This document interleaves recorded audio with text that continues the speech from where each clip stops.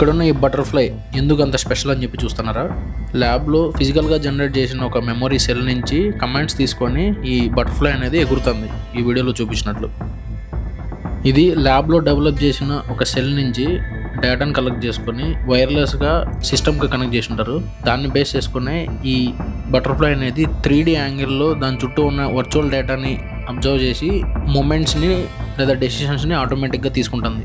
ఇది కనుక పూర్తి స్థాయిలో డెవలప్ అయితే కనుక మనం ఇప్పుడు ప్లే చేస్తున్న గేమ్స్ అన్నీ కూడా వేరే గ్యాడ్జెట్స్ ఏమి యూస్ చేసుకోకుండా ఆటోమేటిక్గా మన మైండ్ కంట్రోల్స్తోనే పూర్తి గేమ్ను వర్చువల్ వరల్డ్లో ప్లే చేసేదానికి ఛాన్సెస్ ఉన్నాయి.